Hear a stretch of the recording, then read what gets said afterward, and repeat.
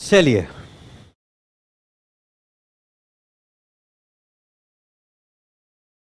तो कल के हमारे डिस्कशन में था basic introduction of the CA course. आखिर हम कब सीए बनेंगे, अगर चाहा तो। ऑफ कोर्स आप चाहोगे तब न जाके सही समय पे सीए बनोगे। अब आ जाते हैं हम लोग सब्जेक्ट ऑफ अकाउंट्स पे।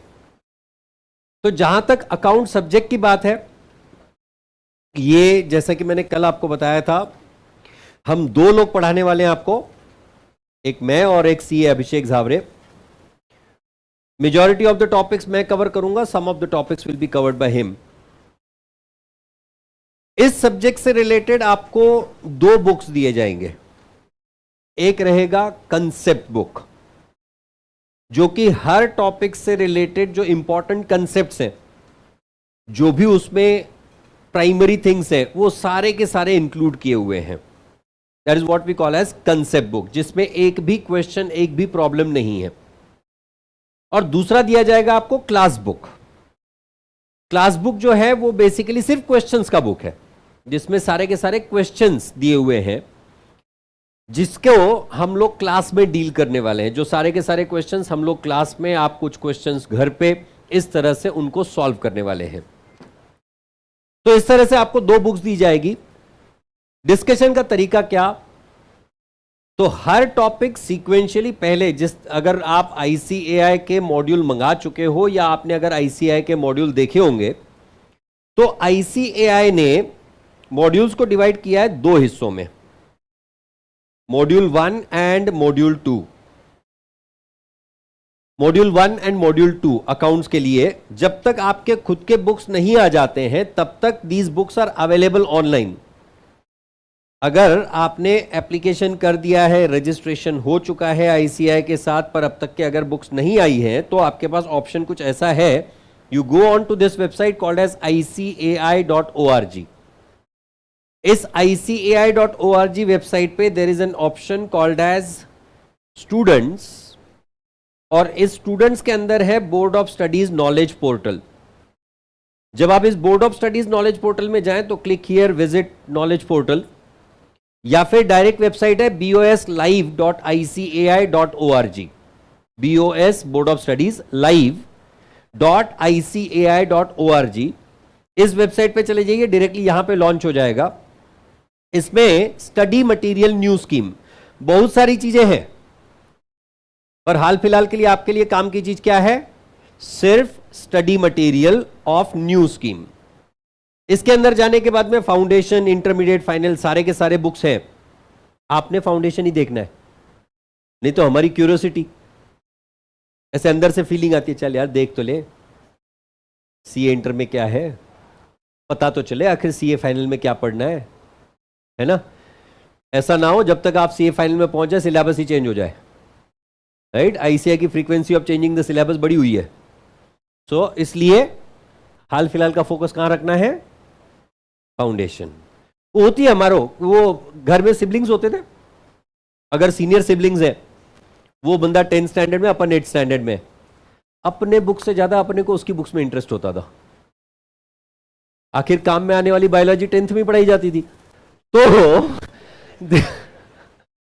तो कहानी ये है कि आप, वो क्यूरियोसिटी होती है, तो हाल फिलहाल वो क्यूरियोसिटी को हाइड करके you should focus only on your books. तो आपको फोकस करना है फाउंडेशन पे।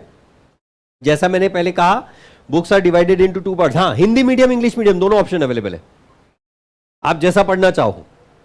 कई बार ऐसे होता है कोई चीज आपको इंग्लिश में नहीं समझ आ रही है, तो आपके पास ऑप्शन है, हिंदी मीडियम वाला आप मॉड्यूल डाउनलोड कर लो, उसमें हिंदी में एक्सप्लेन किया हुआ है। मैं शर्त बांध के कहता हूं आप सरेंडर करोगे कि नहीं यार अपना इंग्लिश मीडियम ही ठीक है। क्यों, एक एग्जांपल बताता हूं।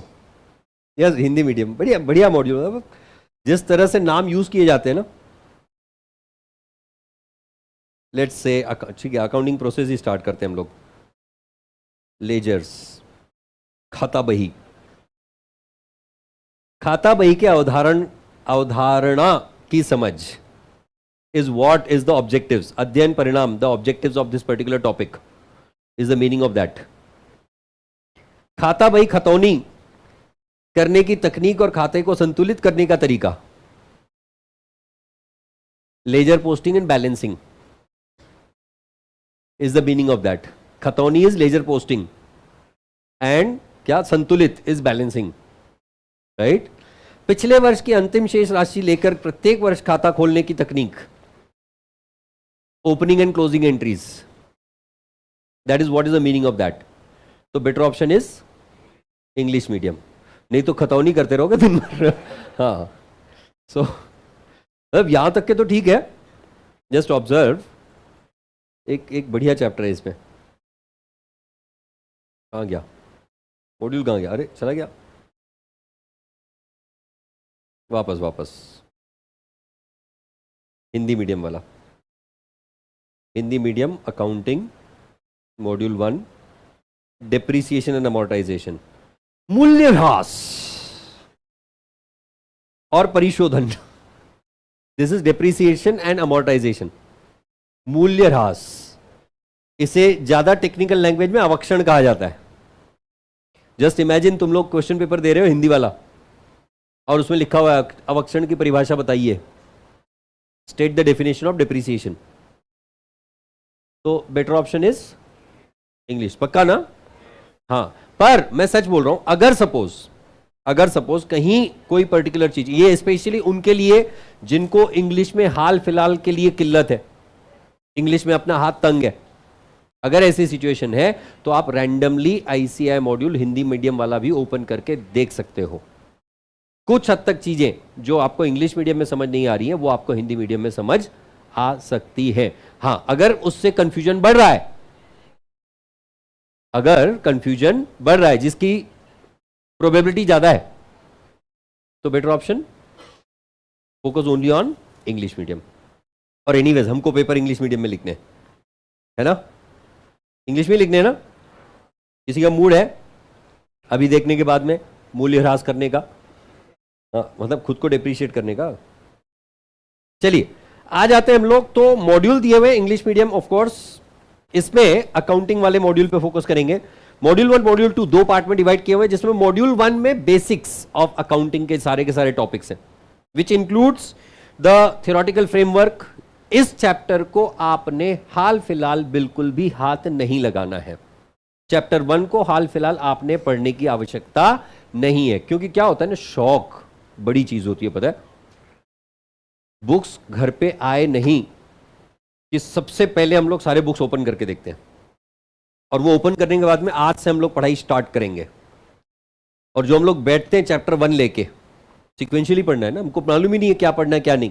तो चैप्टर 1, और चैप्टर 1 में क्या लिखा हुआ है, अकाउंटिंग की डेफिनेशन, अकाउंटिंग का कैसे जन्म हुआ, अकाउंटिंग के जन्मदाता, अकाउंटिंग का बाकी के कंसेप्ट्स के साथ संबंध, accounting with law, accounting with audit, accounting with taxation. वो हम लोग दूसरा पन्ना पढ़ते पढ़ते जो सो जाते हैं ना, अगले दिन पे रियलाइज होता है अच्छा अकाउंटिंग पढ़ रहे थे हम लोग. तो ऐसा नहीं होना चाहिए. उसके बाद चैप्टर 1 में यूनिट 2 में दिया हुआ है concept of accounting concepts, business entity concept, dual aspect concept. अब इसमें से कुछ कुछ ना हमने सुनी हुई होती है, सुनी हुई सिर्फ. हाँ,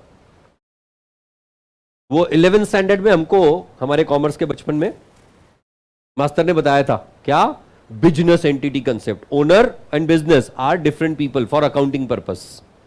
इसलिए वो कैपिटल ड्राइंग्स वगैरह की अकाउंटिंग करते हैं हम लोग, है ना. बताया था या नहीं, बिजनेस एंटिटी. तो ये सुना होता है, हमको लगता है यार बस ये तो आता है अपने को, और हम पढ़ना चालू करते हैं. I just present it, just observe it. मजा आता है मेरे को ये सब चीजें करने में.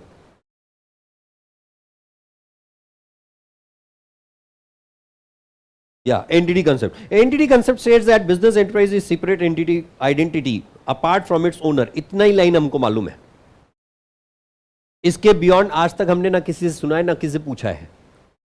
और जब पूछने गए थे ये ऐसा क्यों, तो हमें सिंपल जवाब आता है, तुमको बताया गया उतना करो. पहले तुम्हारे पास कम है और दिमाग लगाओ मत, सारा यहां खर्च कर दोगे, एग्जाम में क्या यूज करोगे. इस तरह के जवाब जब मिलते हैं ना, तो हम लोग वो ऐसे मुंह पे बेइज्जती जो होती है ना, मतलब करवाई है तुमने हर बार, मतलब लगभग सारी क्लास में जितने भी लोग बैठे एक आध बार तो करवाई होगी. और नहीं तो नहीं, मास्टर लोगों ने, घर वाले तो रोज ही करते हैं. सर घर वालों की याद मत दिलाओ सर, प्लीज सर। मतलब जो 12th स्टैंडर्ड जब बोर्ड नजदीक आए थे ना जनवरी में, तब जो हमारे घर वाले हमारे साथ बिहेवियर कर रहे थे ना, तुमको देख के लगता नहीं है कि तुम्हारा बोर्ड में कुछ होने वाला है। तुम्हारी हरकतें देख के तो हमको समझ आ गया कि तुम्हारी हालत खराब है। और स्पेशली वो कल कहाँ गया गुजू, हाँ क्यों बताया मैंने मैं गुज्जू हूं, मास्टर ने तो पहले दिन से कंसिडर कर लिया है। तो अच्छा नाम है ना बेटा, हाँ गुज्जू लोग are identified with Gujju only. हाँ पिक्चरों में नहीं देखा कभी तूने, हाँ बस वही जिसमें नाम भी तेरा सौम्य है। तो नहीं नहीं मेरे को बहुत प्यारा नाम है ये, मेरे भतीजे का नाम है, इसलिए मेरे लिए बहुत प्यारा नाम है ये। तो ये साइंस वालों को जब इन्होंने सरेंडर कर दिया था ना जनवरी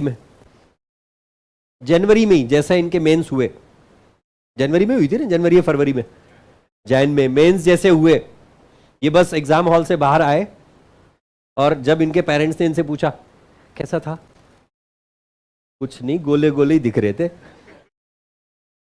नहीं नहीं गया कैसे, जैसा आया था।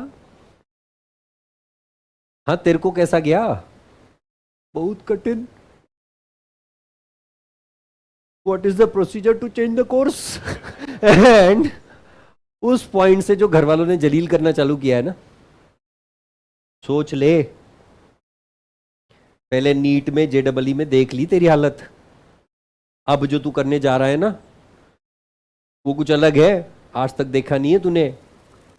और रोज याद दिलाते, और स्पेशली कॉमर्स वाले 11th स्टैंडर्ड में हमारी हरकतें इतनी जबरदस्त, सिर्फ और सिर्फ जब जब कॉलेज ने डिक्लेयर किया there is a unit test, there is a term end, there is a submission, there is a final exam, ये 4 ऐसे मौके थे जब हमारे घर वालों की आंखों में आंसू आए थे।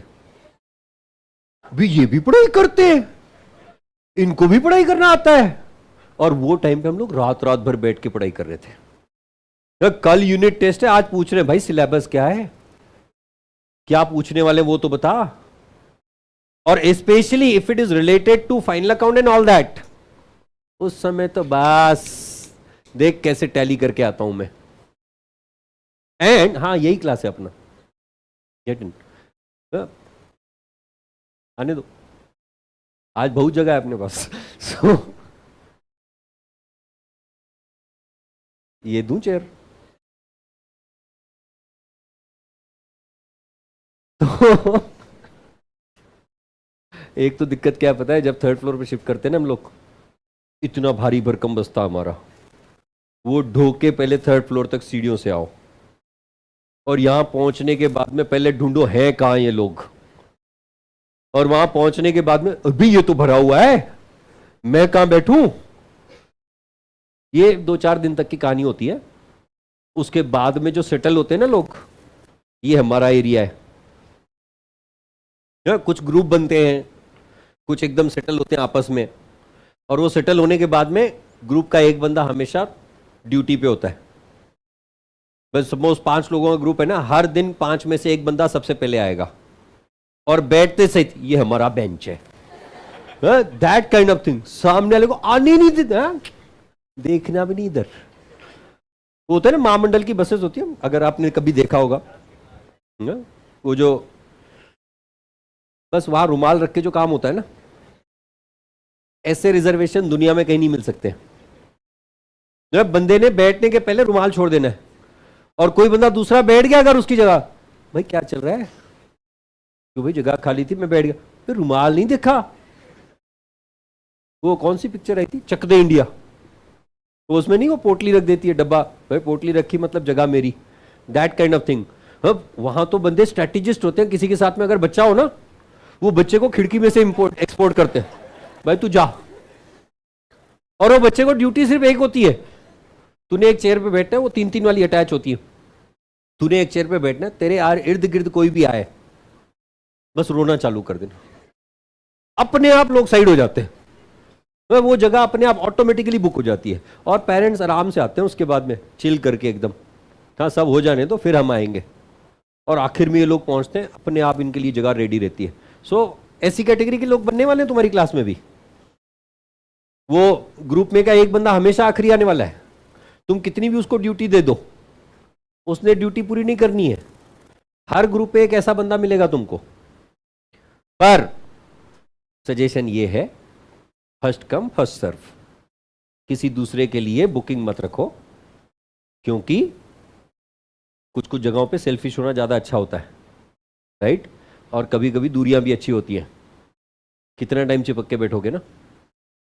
होते हैं कुछ लोग ऐसे भी कि मेरा तेरे बगैर कुछ, मैं अकेले कैसे बैठूं, how will I be able to protect myself alone, no. और कुछ लोगों को बालकनी बड़ी पसंद होती है। ये कितना भी कुछ हो जाए, कितना भी क्लास सामने में खाली हो, मैंने तो पीछे बैठना है। ये कंफर्टेबल प्लेस है। और कुछ कैटेगरी के लोग होते हैं जिनको पिलर पसंद होते हैं, मतलब बैठने के लिए। तो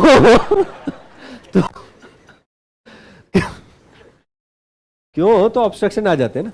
खैर, मैं वापस आ जाता हूं ऑन द अकाउंटिंग कंसेप्ट। तो आपने पहली लाइन पढ़ी, आपको फीलिंग आती है हाँ यार ये अपने को आता है। और फिर जब हम पैराग्राफ पढ़ना चालू करते हैं ना आगे, accountant should treat the business as distinct from its owner. Business transactions are recorded in business books of the accounts and owner's transactions in his personal books of accounts. The practice of distinguishing, जाने दो यार, अगला वाला पढ़ता हूं मैं। तो मतलब धीरे धीरे जैसे जैसे आप पढ़ना चालू करोगे, because of that technical language you start feeling like ये गलत है यार, ये हमने नहीं पढ़ा आज तक के, हमने तो सिर्फ पहली लाइन पढ़ी थी, उतने में सीख गए थे, इतना क्या बता रहा है बंदा। And because of that you start having the disinterest in that theory. Mind well my dear friends, आपके अकाउंट्स के पेपर का 25% हिस्सा ये थियरी क्वेश्चंस होते हैं। ICAI आपसे 125 मार्क का पेपर पूछने वाली है। 25 मार्क ऑप्शंस के होते हैं, एक पूरा 20 मार्क का क्वेश्चन होता है जो ऑप्शन में आता है। क्वेश्चन 1 हमेशा कंपलसरी होता है, बचे हुए 5 में से आपने 4 सॉल्व करने होते हैं। 20-20 मार्क के 4 क्वेश्चंस होते हैं जिसमें से आपने 4 सॉल्व करने होते हैं। सर अगर वो क्वेश्चन 4 का आधा और क्वेश्चन 5 का आधा आ रहा होगा तो चलता है क्या? नहीं, किसी का भी आधा सॉल्व करो, दोनों दोनों सॉल्व करके फायदा नहीं है। तो 5 में से 4 सॉल्व करने, इस तरह से 100 मार्क 120 मार्क का पेपर हो गया।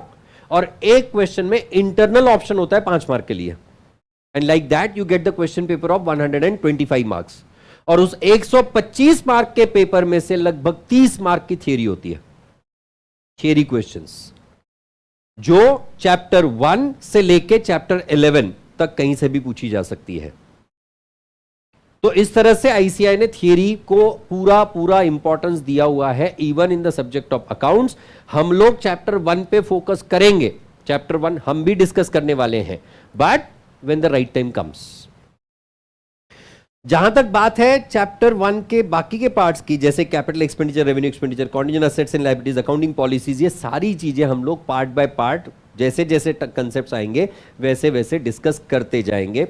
So for the time being, जब आप अपनी पढ़ाई चालू करोगे,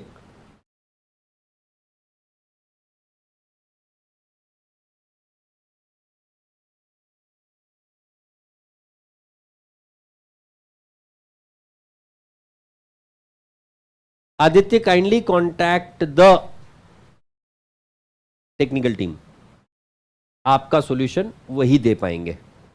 हाँ, तो जहां तक बात है आपके चैप्टर 1 के स्टडीज की, हाल फिलहाल आपको ये नहीं पढ़ना है। जैसे जैसे जरूरत पड़ेगी वैसे वैसे मैं आपको बताते रहूंगा, और उस समय पे आपको चैप्टर 1 पढ़ना है। This is all theory part, पर इसमें से 30 मार्क की थियरी नहीं आएगी। अदरवाइज मैंने ये आपको पढ़ाया नहीं होता, पिलाया होता। 30 मार्क भाई मैटर करते हैं। सो chapter 1 is having the weightage of approximately 7 to 10 marks. ICAI ने ओवरऑल वेटेजेस दिए हुए हैं ऑफ मल्टीपल टॉपिक्स टुगेदर। तो चैप्टर 1 थियरी पार्ट है, इसका वेटेज है लगभग 7 से 10 मार्क तक। दूसरा चैप्टर 2 मतलब अकाउंटिंग प्रोसेस। अगर आपको आपका 11th स्टैंडर्ड थोड़ा थोड़ा याद हो गलती से, हो सकता है, ऐसी गलतियां होती है लोगों से कि कभी कभी याद आ जाती हैं कि हमने क्या पढ़ा था। यहां सर हमने कल रात को क्या खाना खाया था वो याद नहीं है, आप क्या पढ़ा था की बात कर रहे हैं। टॉपिक के नाम तो याद आ ही जाएंगे। आपने पढ़ा था journal, ledger, cash book, subsidiary book, trial balance, ऐसे नाम पढ़े थे सर। हमारे 11th स्टैंडर्ड का पूरा फर्स्ट टर्म इसमें निकल गया था, 6 महीने, है ना। हाँ, वो प्लस रेक्टिफिकेशन ऑफ एरर्स, ये अकाउंट चैप्टर नंबर 2 है। ये सारी चीजें जो आपने 11th स्टैंडर्ड में पढ़ी थी, including rectification of errors, that is covered in chapter number 2, right. Then comes the chapter number 3, that is bank reconciliation statement. ये भी आपने अपने 11th स्टैंडर्ड में पढ़ा था, याद है।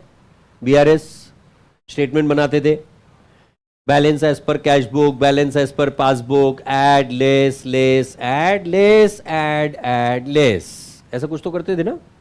वो एक टेबल दिया था हमको, cheque deposited but not credited, add less less add, ऐसे कुछ तो रट्टे मारे थे हमने, याद है। कितने लोगों ने रट्टे मारे थे ऐसे, कितने लोगों ने? 1 2 3 4 5, बाकी लोग करके नहीं आए थे क्या? किया था ना सर, हम छोटा छोटा कैश बुक पासबुक बनाते थे, है ना। छोटा सा कैश बुक, छोटा सा पासबुक, कैश बुक से पासबुक, पासबुक से कैश बुक, ऐसा कुछ तो करते थे आप लोग, है ना। ऐसा कितने लोगों ने किया? छोटे छोटे लेजर 1 2 3 4, बाकी लोगों ने क्या किया फिर? गरबा खेलते थे, फिजिक्स केमिस्ट्री बायोलॉजी की मैथ्स, मैथ्स ना, हाँ। बायोलॉजी कॉमर्स वालों का अलग ही अट्रैक्शन है बायोलॉजी के साथ। पर ये बंदे खुश है, पता है। ये सारे बोलते हैं जितनी सीखनी थी 10th तक सीख ली, जितनी काम आएगी, हाँ, बाकी तो मतलब उसके बाद वाली बायोलॉजी सीख के क्या ही फायदा। तो कितने लोगों ने वो हैंड मूवमेंट से रिकंसिलिएशन किया था? आपने फिर done the reconciliation with hand movement, add less less add, ऐसा कुछ तो नहीं। हाँ, वो तुम्हारा मालूम है मेरे को, तुमको देख के समझ में आ रहा है मेरे को, चेहरे नहीं भूलता हूं मैं, हाँ। अच्छा, बाकी लोगों ने फिर रिकंसिलिएशन किया ही नहीं है। मैंने जब पूछा कितने लोगों ने ऐड लेस लेस में, ऐड वाली मेथड, वो टेबल रट्टा है, उसमें करीब करीब 5-7 लोगों ने हाथ ऊपर किया। फिर मैंने पूछा जब वो अकाउंट बना के कितने लोगों ने किया, तो उसमें 5-7 लोगों ने हाथ ऊपर किया। फिर मैंने पूछा कितने लोगों ने हैंड मूवमेंट से किया, तो उन्होंने करीब करीब 10-12 लोगों ने हाथ ऊपर किया। मतलब टोटल मिला के क्लास के 25 लोग। भाई बाकी क्या करने आए हो? अच्छा, कितने लोगों ने रिकंसिलिएशन किया ही नहीं था 11 में? रिकंसिलिएशन किया ही नहीं था। ले भाई साहब, ये भी सब मिला के 100 ही लोग हैं, ये भी सब मिला के 100 ही लोग हैं। 100 प्लस 50 पहले के गिनो, चलो मैंने राउंड फिगर कर दिया, 150 लोग, 50% ऑफ द क्लास। बाकी लोगों ने क्या किया था? कोई और मेथड थी तुम्हारे पास, जादुई मेथड? सर हमने तो सामने वाले का छापा था, पीछे वाले का छापा था तूने। तो बाकियों ने क्या किया फिर रिकंसिलिएशन में? था ना 11th स्टैंडर्ड में, चैप्टर तो था या नहीं? और कुछ लोग बोलते नहीं सर हमारे टीचर ने पहले से सरेंडर कर दिया था, ये तुम्हारे सिलेबस में नहीं है। नहीं नहीं, ऐसा रेक्टिफिकेशन के लिए होता है। रेक्टिफिकेशन ऑफ एरर के लिए 100% ये होता है। 90% of the college student, college faculty would keep on saying नहीं नहीं ये तुम्हारे सिलेबस में नहीं है। फैकल्टी इसलिए नहीं बोलता कि तुमको नहीं आएगा, मुझे तो आना चाहिए, क्यों सिखाऊं, राइट। हालांकि इतना इंटरेस्टिंग चैप्टर है। ICI module, sorry ICI papers में लगभग 10-10 मार्क के लिए क्वेश्चन पूछते हैं रेक्टिफिकेशन पे। 10 मार्क के लिए रेक्टिफिकेशन पूछ लेते हैं, 10 मार्क के लिए रिकंसिलिएशन पूछ लेते हैं। पिछले अटेम्प्ट में 5-5 मार्क के लिए पूछा था, और पूछते जरूर है, क्योंकि आईसीआई को अच्छी तरह से पता है कि लोग गलतियां बहुत करते हैं। करो अब rectify, right. So bank reconciliation statement, जैसा कि मुझे समझ आ रहा है कि तुमको नहीं आता है, आता है। अच्छा बताओ, cheque deposited but not credited by bank, whether it will be added और subtracted? Cheque deposited but not credited by bank, it will be added और subtracted? Check deposited but not credited by bank will be added or subtracted. How many say added? How say it will be added? Checks deposited but not credited by bank. How many say it will be added? 1. Okay. How many say it will be subtracted? It will be subtracted. How many say so? Okay. How many say it depends, you know? कितने लोग it depends? It depends. Okay. And how many of you are from science? हाँ मतलब इनको पहले exclude करना पड़ता है मेरे को. हाँ ठीक है, तुमको एक्सक्लूड किया तो भी सब मिला के 70-80 लोगों ने आंसर दिए. बाकी लोग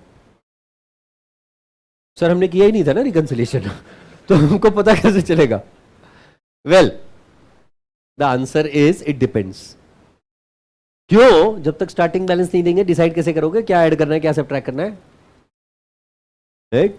डायरेक्ट निशाने पे तुम तीर छोड़ने निकल गए, तुमको पता ही नहीं निशाना किधर है.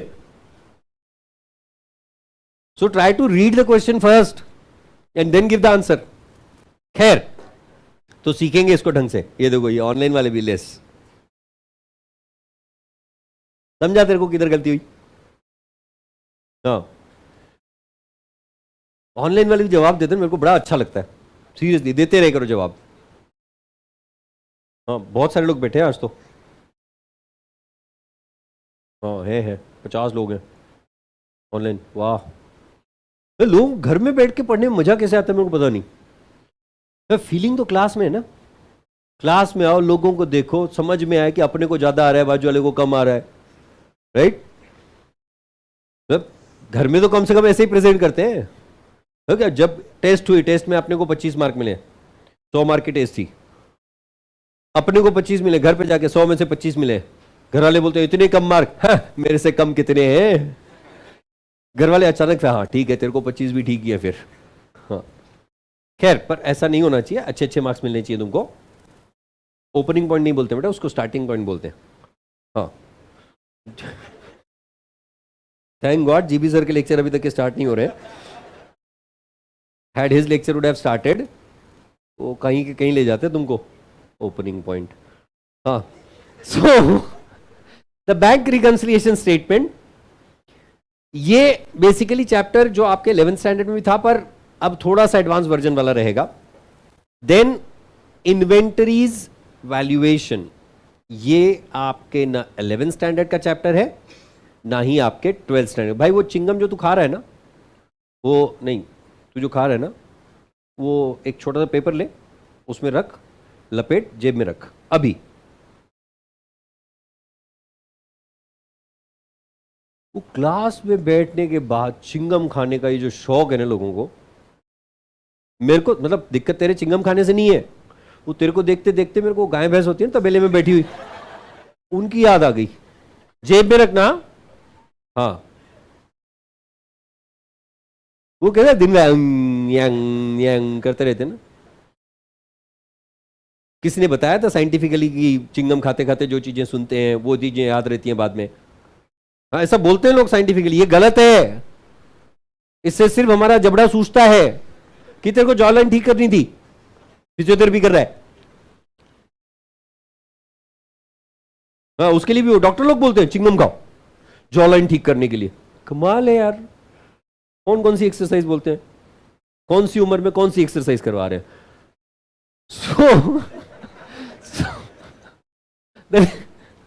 The next point is the inventory valuation. Inventories क्या होते हैं?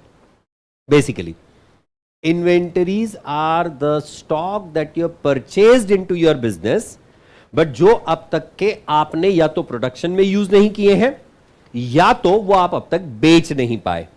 दैट इज अनसोल्ड और unused goods at the end of the year is called as inventories. जैसे आप आम भाषा में क्लोजिंग स्टॉक के नाम से सुनते थे. That is what is nothing but inventories.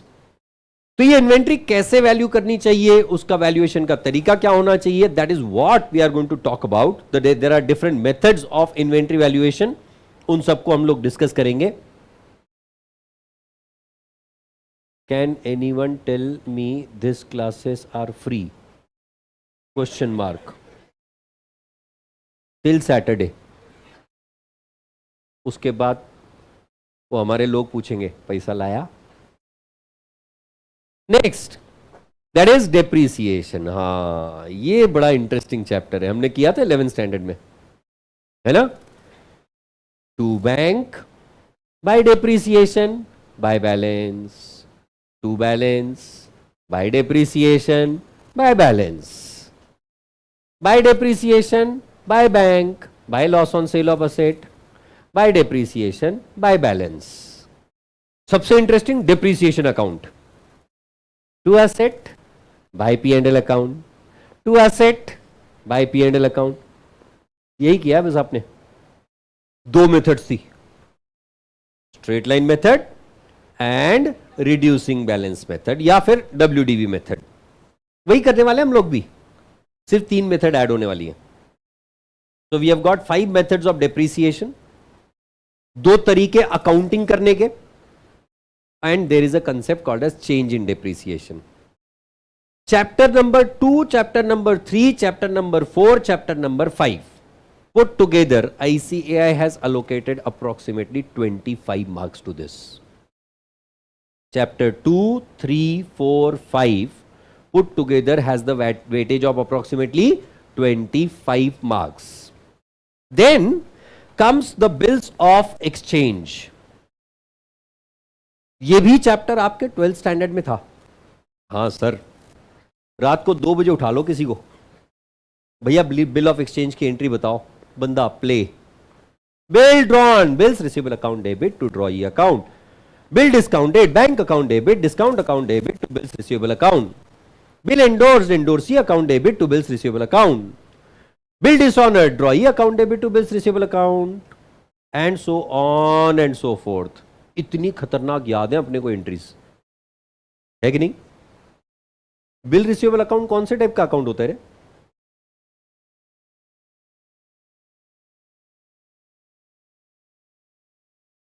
ठीक है, बिल्स, अच्छा type, oh my God sir क्या पूछ रहे हो आप, पहले बताओ तो सही अकाउंट क्या होते हैं। अच्छा, what do you mean by account? What do you mean by the term account?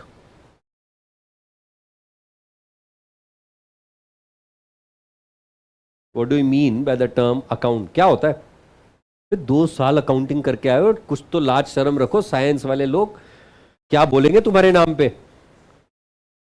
इतना खुश होने वाले वो अंदर ही अंदर, पता है हमने तो कुछ किया था नहीं, इनको तो आता भी नहीं है, 2 साल तक पढ़ के आए फिर भी कुछ नहीं आता है। हाँ, account, what do you mean by the term account?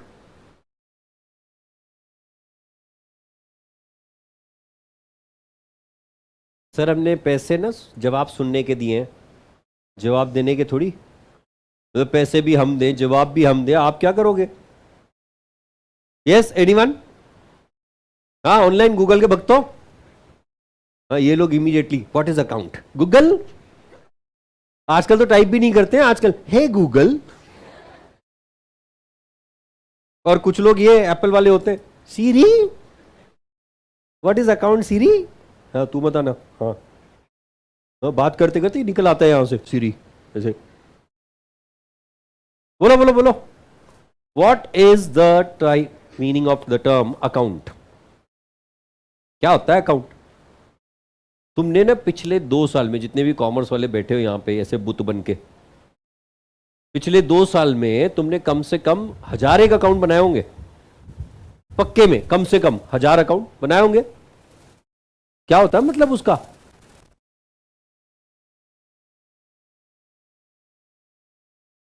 कोई जवाब देने को तैयार ही नहीं है।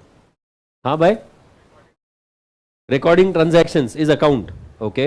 हाँ madam, summary of transactions is account, okay. हाँ इधर तुमने भी पैसे दिए, तुम भी जवाब दे सकते हो। तो एक्चुअली मैं सच बताऊं तुम लोगों को, I like the class to be interactive, I like the class to be responsive. मतलब तुम लोग सिर्फ मैं यहां पे अकेला बात करते हो, मैं कोई प्रवचन सुनाने के लिए आया हूं यहां पे कि जब आत्मा का मिलन परमात्मा से होता है तो जयराम जी की तो बोलना ही पड़ेगा। Narayan Hari Narayan. I can not do something like this please. हाँ, ये तो मैंने किसी से सीखा था। ये देखो आया आंसर गूगल वाला। Accounting which is often just called, पक्के में तूने कॉपी पेस्ट किया बेटा। जिस तरह के पंक्चुएशंस भी लिखे हुए ना, बे थोड़ा तो कॉपी पेस्ट करने का तरीका समझो, कुछ तो अपनापन दिखाओ। Is the process of measuring processing. मैंने अकाउंटिंग नहीं पूछा था टिंग, मैंने अकाउंटर पूछा था ट। हाँ, कुछ भी ढूंढ के आते, ढूंढना भी नहीं आता तुमको, इसलिए छापने के पहले दिमाग लगाओ। हाँ भाई, ओ चिंगम चल निकाल, चिंगम पेपर में रैप कर, हाँ जेब में डाल। अभी बता एक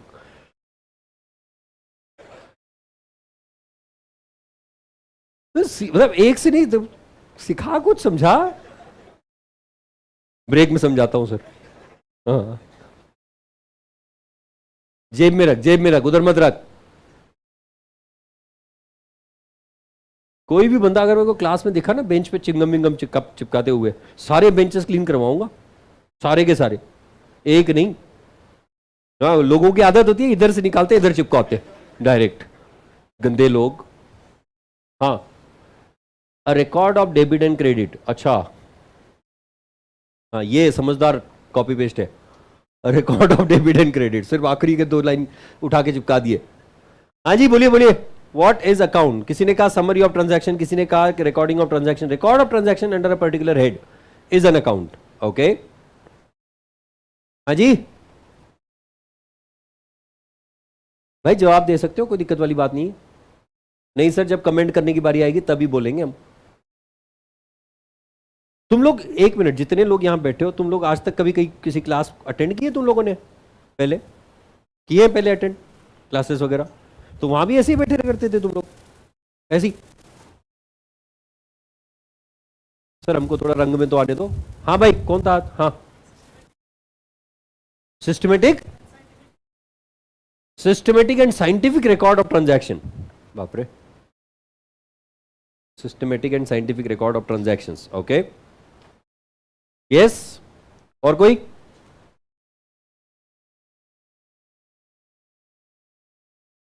अच्छा आप वो हाँ मैडम बोलिए। Shows the valuation of our holdings. नहीं, थोड़ा ज्यादा ही डीप हो गया। हाँ हाँ मैडम।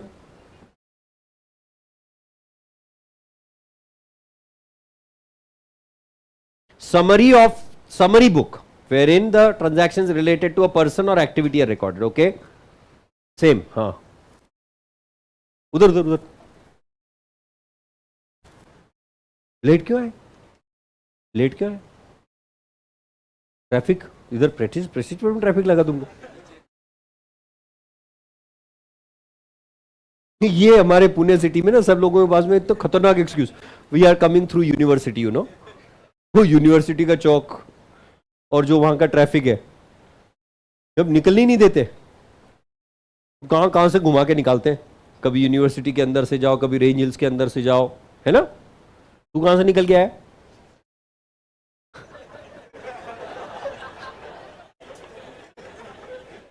गंदी सोच।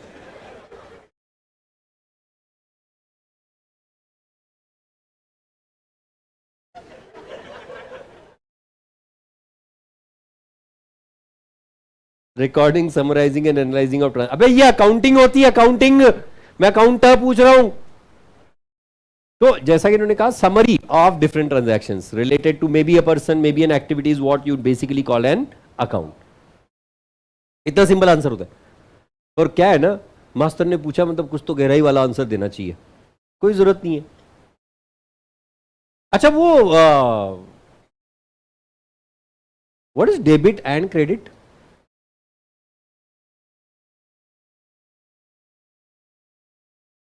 अरे थोड़े ज्यादा बेसिक पूछ रहे हो आप, इतने बेसिक की पढ़ाई नहीं की हमने। आप बताओ हमको ट्रेडिंग पी&एल बनाने को, देखो कैसे बैलेंस शीट टैली करके देते हैं हम लोग। ये क्या पूछ रहे हो what is debit and credit? Rules of accounting होते हैं। अच्छा, क्या? नहीं, सरेंडर सर, रहने दो सर, हमने जवाब ही नहीं देने। कुछ भी सवाल पूछे जा रहे हो आप। Personal method of maintaining income and expenses.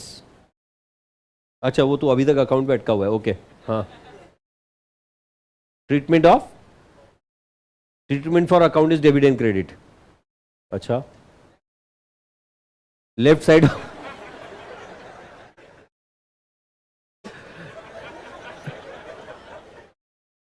Left side of the account is debit and credit. अच्छा, left is debit and right is credit.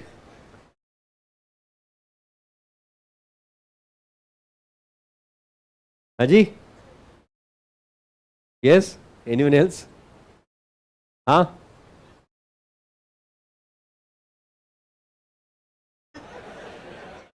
वापस। बिजनेस में डेबिट मतलब आना जाना। अरे नहीं नहीं यार, डेबिट मतलब आना ही होता है ना। डेबिट बहुत कम सिन होता है ना, बिजनेस में उल्टा रहता है। नहीं यार, बिजनेस में ही ऐसा होता है। डेबिट मतलब आना, क्रेडिट मतलब जाना, अगर रियल अकाउंट होगा तो। In fact what he said is absolutely correct, that left and right side of the account is debit and credit side. I simply asked what is debit, what is credit. Debit is left side of the account and credit is right side of the account. आप rule of accounting apply कर रहे हो। मैंने अभी अभी तो कहा basic. You are unnecessarily thinking about यार डेबिट, और ये डेबिट, डेबिट मींस डेबेयर, डेबेयर इज टू रिसीव, क्रेडियर is to give, nothing of that kind. Please try to remain, यही मैंने कल भी आपको बताने की कोशिश की थी। अगर आपके कंसेप्ट अच्छे हैं, अगर आप बेसिक्स पे फोकस करोगे, अगर आप कंसेप्ट्स पे फोकस करोगे, तो श्योरली आपके सारे के सारी चीजें सही सही बनने वाली हैं, राइट? तो bills of exchange, bills receivable account is basically a, yes, bills receivable account how many say is a real account. Bills receivable account ये एक रियल अकाउंट होता है। ऐसे कितने लोग कह सकते हैं बेटा हाथ ऊपर उठाने के लिए पैसे नहीं देने? अच्छा, how many say it's a nominal account? Bills receivable account is a nominal account. Okay, how many say bills receivable account is a personal account? May be representative personal या personal account. Bills receivable account is a personal account.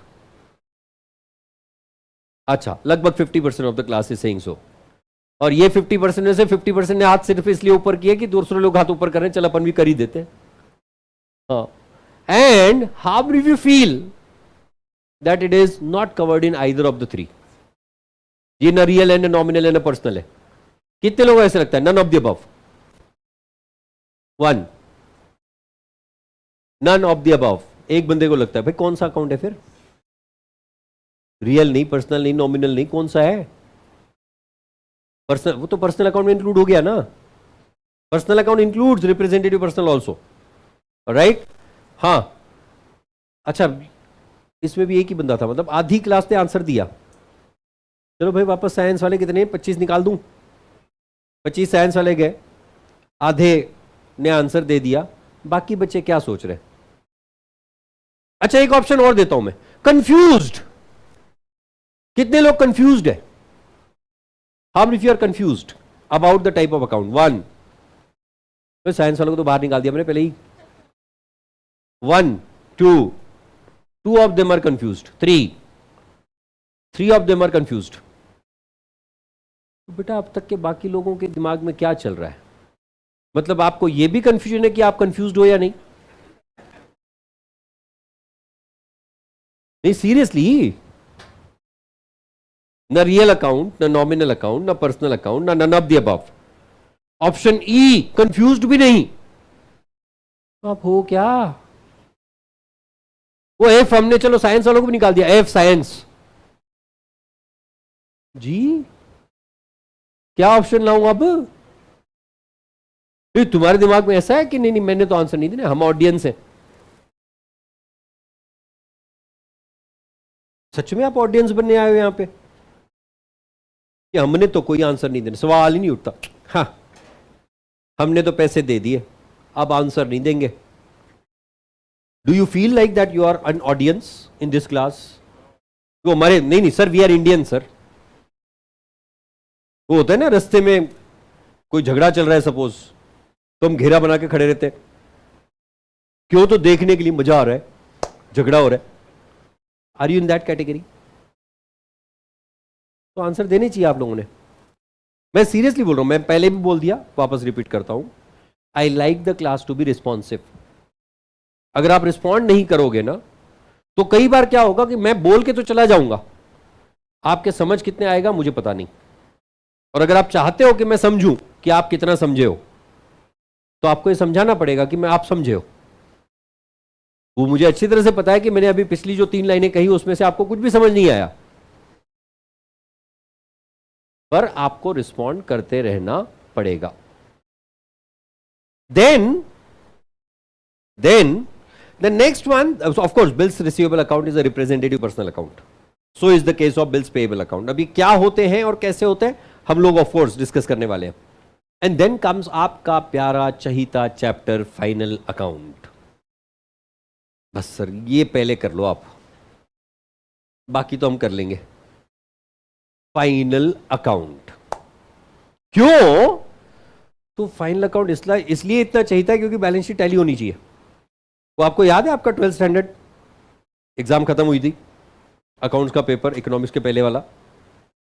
बस bell बजी, हमने paper submit किया, immediately अपना एक चहीता दोस्त वहां पे आता है, टैली हुआ, and then you confidently respond yes. कितना टोटल था is the next question, obvious वाला नेक्स्ट क्वेश्चन। और मान लो आपने जवाब दे दिया 10,20,000, गलत है। अरे हाँ मैंने पूरा चेक किया यार, 2 बार 3 बार क्वेश्चन चेक कर लिया था मैंने, 10,20,000 ही टोटल आती, गलत, 10 लाख आता है। And then you both sit together to solve the question again, और फिर सॉल्व करने के बाद पता चलता है बैलेंस शीट का टोटल 10,10,000 था। तो and this is very obvious, मतलब ये हर बच्चे के साथ होता है, जितने भी कॉमर्स वाले बच्चे ना उनके साथ में ये स्टैंडर्ड बैलेंस शीट टैली हुआ क्या, this is a very standard question that we face and we confidently respond every time कि हाँ हुआ। वो बात अलग है गलत टोटल से हुआ, तो टैली तो करके आए। पर यहां ऐसा नहीं चलेगा भाई, यहां तो अपने को करेक्ट अमाउंट के साथ टैली करना है। The same final account which you were having in your 11th standard, proprietor वाला, पार्टनरशिप वाला नहीं, प्रोप्राइटर वाला final account, that is there in your CA foundation syllabus, और वो भी मैन्युफैक्चरिंग अकाउंट के साथ। क्योंकि अब तक आपने मैन्युफैक्चरिंग अकाउंट कभी बनाया ही नहीं, आपने सिर्फ ट्रेडिंग और प्रॉफिट एंड लॉस अकाउंट बनाए, पर यहां हम लोग मैन्युफैक्चरिंग अकाउंट भी बनाएंगे। तो इसके साथ आपका मॉड्यूल 1 हो जाता है खत्म। मॉड्यूल 1 में ये जो लास्ट का 6-7 चैप्टर है, इसको मिला के लगभग 10 मार्क अलोकेटेड है आपके आईसीएआई की एग्जाम में, 10 से 15 I would count it as. फिर आ जाते हैं हम लोग मॉड्यूल 2 पे। ये बढ़िया है मॉड्यूल 2, केवल 4 चैप्टर्स हैं। भाई खुल जा, इधर है, हाँ, केवल 4 चैप्टर पूरे मॉड्यूल 2 में। That is the final accounts of not for profit making organisations, वो आपका receipt payment account, income and expenditure account वाला, वही वाला। दूसरा single entry, that is incomplete records, जिसमें आपको आधे अधूरे रिकॉर्ड दिए जाते थे, आप क्लोजिंग कैपिटल को ओपनिंग कैपिटल के साथ कंपेयर करते थे to find out the profit value, और फिर उसके हिसाब से बैलेंस शीट बनाने के लिए कहा जाता था। The same thing is what we are going to do even in CA foundation single entry chapter और the completion of incomplete records. और फिर एक और आपका चाहिए था chapter in your 12th standard, that was admission, retirement and death of partner. The same chapter is there in your foundation also, that is partnership accounts. इसमें से chapter 8 और 9 put together is somewhere around for 15 marks of your ICAI's paper. Partnership alone is 20 marks, अकेला partnership. क्यों? Admission of partner, retirement of partner, death of partner, dissolution of partnership. Dissolution being single lot dissolution, piecemeal distribution. आपके 12th standard में piecemeal distribution नहीं था, आपने single lot distribution वाला सिर्फ dissolution किया हुआ है। The same thing is what we are going to discuss even in CA Foundation syllabus. And the last but not least, आपके 12th स्टैंडर्ड का एक और chapter, that is company account. Issue of shares, forfeiture of shares, reissue of shares is also there in your CA foundation syllabus. 20 mark के लिए. Company account alone, partnership alone 20 mark, NPO single entry 10 से 15 mark, मतलब लगभग 50 mark का module 2, लगभग 50 से 55 mark का module 1. पर कंपनी अकाउंट में 2 चैप्टर इन्होंने और ऐड कर दिए, and that is the redemption of preference shares and debentures and the issue of bonus and right shares. ये आपके 12th स्टैंडर्ड में नहीं थे, which will be there in your CA foundation syllabus. So this is about the whole structure that we are going to deal with. Of course, deal करने का तरीका अलग होगा. क्यों? क्योंकि अब तक आपकी पढ़ाई, जैसा मैं कल कह रहा था, was completely focused on only one thing and that was your exam. Bills of exchange के आपने 40 क्वेश्चन सॉल्व कर लिए, एग्जाम में उस 40 में से एक आने वाला था. पार्टनरशिप फाइनल अकाउंट के आपने 50 क्वेश्चन सॉल्व कर लिया, आपको तो बैलेंस शीट की टोटलें भी याद थी कि कौन से वाले क्वेश्चन का क्या टोटल है. मतलब जैसे देखते थे ना, Amar and Prem are the partners, हाँ 4,60,000 balance sheet total. This is how you would remember it. क्यों? तो प्रैक्टिस ही इतनी करी थी आपने, समय ही इतना था. पर पूरा 12th स्टैंडर्ड पूरा 1 साल पढ़ा आपने. 1 साल नहीं, उससे भी ज्यादा पढ़ा. अप्रैल से स्टार्ट करवा दी थे आपके क्लासेस. अप्रैल से लेके दिसंबर तक के हम लोग Amar and Prem are the partners in a partnership form कर रहे थे. एंड टोटल पेपर 80 मार्क का. आईसीआई के स्ट्रक्चर के हिसाब से देखा जाए तो 50 मार्क का पेपर. आपका बोर्ड का paper in equivalent to ICI का पेपर इस 50 मार्क. आपको सॉल्व करना है 100 मार्क का पेपर. वो 80 मार्क के पेपर के लिए 3 घंटे मिले थे आपको. आईसीआई के सीए पेपर को लिए, मतलब वैसे 2 पेपर्स मिला के आपको यहां मिलने वाले हैं 3 घंटे. मतलब क्या?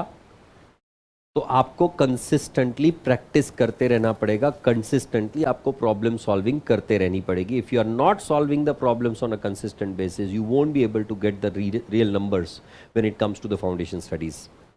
That's point number 1. कल मैंने ऑलरेडी बता दिया था कि आपको कंसेप्चुअल सब चीज को समझना पड़ेगा, क्योंकि जरूरी नहीं है कि आपने 40 क्वेश्चन सॉल्व किए मतलब एग्जाम में उसमें से ही एक क्वेश्चन आएगा. एग्जाम का क्वेश्चन नंबर 41 भी हो सकता है, 41 भी हो सकता है. That can be a different question then what you have already dealt with. और इसलिए आपको प्रैक्टिस के साथ साथ कंसेप्चुअल अंडरस्टैंडिंग भी रखना जरूरी है. प्रैक्टिस किस लिए? तो आपकी स्पीड बढ़ाने के लिए. जब आप प्रॉब्लम प्रैक्टिस करते हो, जब आप प्रॉब्लम सॉल्व करते हो बार बार लगातार, in that case you tend to have the confidence of answering the question. और अगर आपको क्वेश्चन का आंसर करने का कॉन्फिडेंस है तो आपके सामने किसी भी तरह का क्वेश्चन आए आप उतनी ही फ्लो में आंसर कर लोगे. और अगर आपकी कंसेप्चुअल अंडरस्टैंडिंग है तो आप जब आंसर करने बैठोगे तो पॉइंट बाय पॉइंट आप हर चीज को समझ के सॉल्व करोगे. तो आपके पास एक्यूरेसी भी रहेगी, आपके पास स्पीड भी रहेगी, which is very much required when it comes to the CA foundation studies. और तीसरी बात जो आपको ध्यान रखनी है वो ये, एक क्लियर स्टैंडिंग इंस्ट्रक्शन दे देता हूं, खड़ा हूं ऑलरेडी, वो ये कि आपको क्लास में जितने भी प्रॉब्लम सॉल्व करवाए जाएं, I am focusing completely on the foundation accounts. बाकी सब्जेक्ट्स के बारे में मैं बात नहीं करूंगा. जितने प्रॉब्लम्स क्लास में सॉल्व करवाए जाएं, सजेशन ये है कि आप घर जाके, और जो घर में बैठे वो अपने ही घर पे, इन प्रॉब्लम्स को सॉल्व करें. देखें नहीं, कैलकुलेटर पे नहीं, वापस से एज इट इज सॉल्व करना है बिना देखे. क्यों? When you will be resolving the questions, some cases आप उसमें मिस्टेक करके आ जाओगे, सम केसेस आप उसको करेक्ट करके सॉल्व कर पाओगे. अगर आपने उन क्वेश्चंस को करेक्ट तरीके से सॉल्व किया तो इट बिल्ड्स योर कॉन्फिडेंस. और वही क्वेश्चन में अगर आपने गलती की है तो इट रिमूव्स द एरर्स, क्योंकि आपके पास आंसर रेडी है. अब आप उस क्वेश्चन को खुद से सॉल्व कर रहे हो. अगर आपने करेक्ट कर लिया मतलब you have understood the concept, you are able to do the things in the right manner और नॉट. स्पेशली मैंने क्यों कहा कि उसी दिन कर लेना चाहिए, जितने क्वेश्चन आज सॉल्व करवाए गए उतने ही क्वेश्चन घर पे जाके आज ही सॉल्व करने। क्यों ऐसा कहा मैंने? क्योंकि जब आप घर पे खुद से उसी दिन पे सॉल्व कर लेते हो तो आपके पास कंसेप्ट फ्रेश रहती हैं। पर वही अगर आप 10 दिन बाद सॉल्व करोगे तो वापस से कंसेप्ट पढ़ो, वापस से प्रॉब्लम सॉल्विंग करो। मतलब you are creating the backlog for yourself और not. Do not let the backlog get accumulated. Alright. अच्छा, एक बात इसके पहले कि मैं पढ़ाना चालू करूं, which I have to do today, क्योंकि हमको सिलेबस खत्म करना है 30 नवंबर तक, जिसमें बीच में बाप्पा आने वाले हैं, बीच में ही दिवाली आएगी। एंड दिवाली आई, हमारा दिवाला निकलता है पता है, 8 दिन की छुट्टी हो जाती है। दिवाली की 7 दिन की छुट्टी होती है और उतनी ही रहेगी। डू नॉट एक्सपेक्ट कि दिवाली मतलब 15 दिन का हॉलीडे। अभी से घर वालों को बोल के रखा है एक फॉरेन ट्रिप प्लान कर ही लो आप। नहीं, अभी जो भी ट्रिप होगी वो 26 जनवरी के बाद। क्यों? In fact I would say do it in फरवरी। हाँ, कई सारी जगहों पे ऑफ सीजन रहता है, खर्चा कम होगा। हाँ सच में, मैं तो सारे ट्रिप फरवरी में प्लान करता हूं। हाँ, बहुत कम कॉस्ट में काम बनता है। घर वालों को आज तक मैंने ट्रिक नहीं बताई, उनको समझ ही नहीं आ रहा। उनको लगता है वैलेंटाइन है, बंदा लेके जाता है, हमको घुमा के आता है। हाँ, उनको क्या पता मेरी ट्रिक अलग है। हाँ, उस टाइम पे सच में, क्योंकि मैक्सिमम स्कूल्स कॉलेजेस में उस टाइम पे एग्जाम्स होती है, तो घर वाले अपने बच्चों को बाहर लेके जाते नहीं है। और इसलिए कॉलेज वो होटल्स वगैरह जो होते हैं वहां पे ऑक्यूपेंसी कम होती है। ऑक्यूपेंसी कम होती है, अपने आप रेट कम हो जाते हैं, पर बढ़ता है, बजट में होता है। नो तो कुछ भी सर, कहीं पे भी ट्रिक लगा रहे हो आप। देखो कैसा है ना, एक तो चार्टर्ड अकाउंटेंट, ऊपर से सिंधी, तो ये स्ट्रेटेजी तो बनती है ना, है ना। तू भी सिंधी है, ये सिंधी है, इसने ट्रिक पहले ही बता दी होगी तेरे को। नहीं बताएगा, कुछ दिन में रुक, एक सारी सिंधी वाली ट्रिक बताएगा धीरे धीरे करके। हम लोग ऐसे ऐसे करते हैं बेटा, the secrets have to remain a secret. हाँ खैर, कहानी ये है कि इसके पहले कि मैं आगे बढ़ूं, एक तो आपको चीज बता दी आपने जो करना है, जो रोज पढ़ाया जाएगा वो रोज खत्म करना है। जैसे specially in the subject of economics, in the subject of law, आज से तो पढ़ाना भी चालू हो जाएगा और करना ही पड़ेगा, ऑब्वियस सी बात है। तो कंसिडरिंग दीज ऑल फैक्ट्स, पहला चीज आपने जो करना है वो बता दिया। एक चीज जो आपने सुनी हुई है, कल एक मिथ मैंने क्लियर किया था, कौन सा वाला? परसेंटेज ऑफ रिजल्ट वाला, बराबर।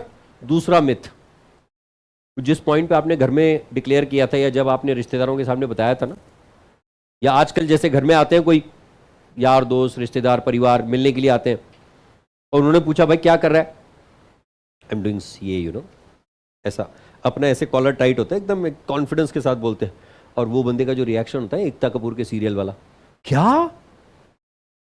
नहीं सिर्फ ऐसा नहीं, क्या क्या क्या, ऐसे अलग अलग एक्सप्रेशन में उनके वो रिएक्शंस होते हैं। उनको ऐसे लगता है कि यार होगा तेरे से, तेरी 2 घंटे एक जगह पे बैठने की कैपेसिटी नहीं है। सीए कोर्स में 16 घंटे पढ़ाई करनी पड़ती है। कितने लोगों ने सुना है ये? That will be required to do the studies for 16 to 18 hours every day. ये लोग जो बताते हैं ना, इनके पास 6-6 घंटे के सिलेंडर होते हैं, इसलिए बात करते हैं ये।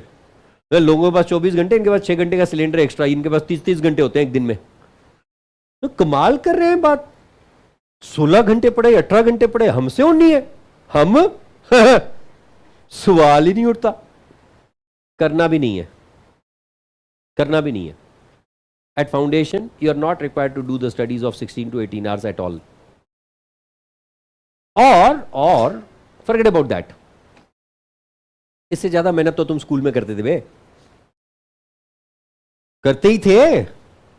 सुबह 8 बजे का स्कूल, 6:30 बजे से घर वाले हमारे पीछे डंडा लेके घूमते थे, उठ तैयार हो होमवर्क कर, क्योंकि रात को तो हमने किया हुआ नहीं होता था, तो सुबह ही करवाते थे।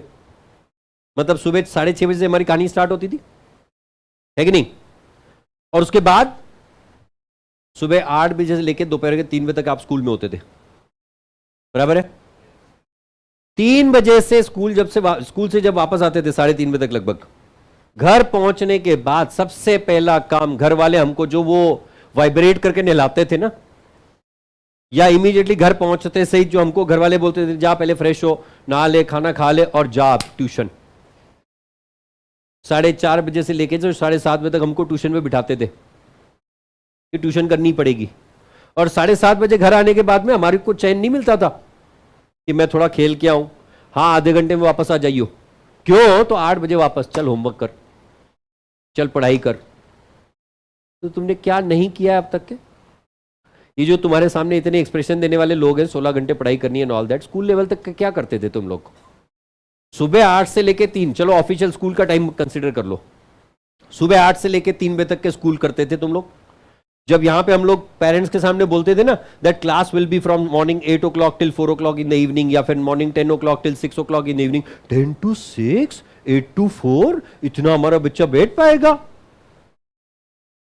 तो स्कूल में क्या बूबू करने जाता था? वो होता था ना हम लोग बचपन, हमारा चाइल्डहुड, वो हम लोग 2 साल के ultra बेअक्कल,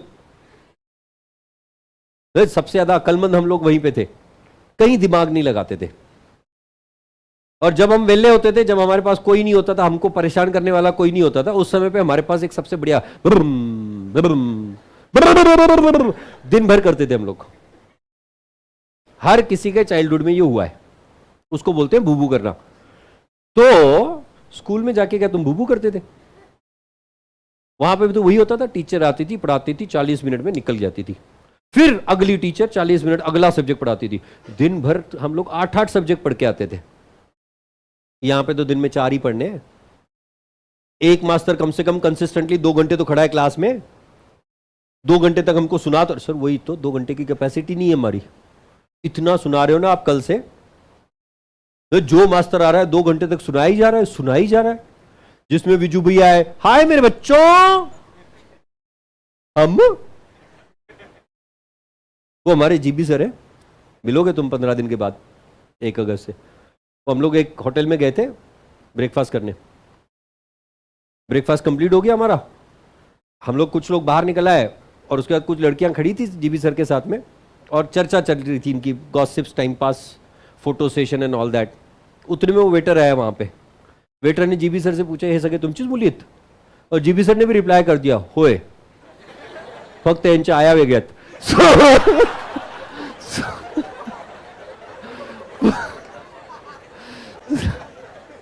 Their moms are different. So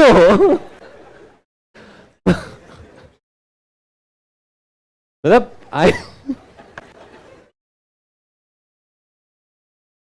मैं रोज एक बात बताऊंगा उनके बारे में तुमको, पर मतलब मैथ्स, तुमने सच बोलता हूं मैं कल भी बोल रहा था, मैं तुमने आज तक जो मैथ्स पढ़ा है ना बकवास था। मैथ्स से प्यार हो सकता है, ये तुमको तब समझ आएगा जब जीबी सर तुम्हारी क्लास में आएंगे, यू विल रियलाइज इट कि यार कहानियों में, गानों में मैथ्स खत्म हो जाता है और पता भी नहीं चलता है, and that's what is required. ये जो हेट्रेट थी ना हमारी मैथ्स के लिए, सारी खत्म हो जानी है। वेल, द इंपॉर्टेंट पॉइंट, 16 घंटे की पढ़ाई, क्या ये सच में करनी पड़ेगी या हमारी कैपेसिटी है?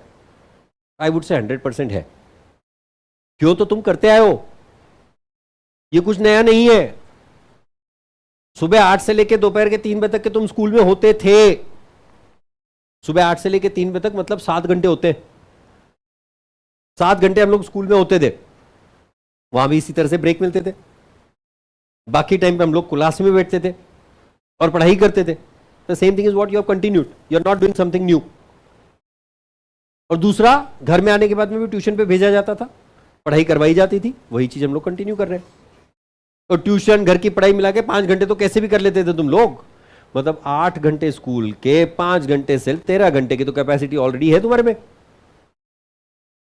At foundation level, if you want to clear it in the first exam, in the first attempt, that is January 2025, आज इसका मूल मंत्र बता देता हूं तुमको, the basic principle, और वो ये that you have to simply do the daily studies of only 3 hours other than class.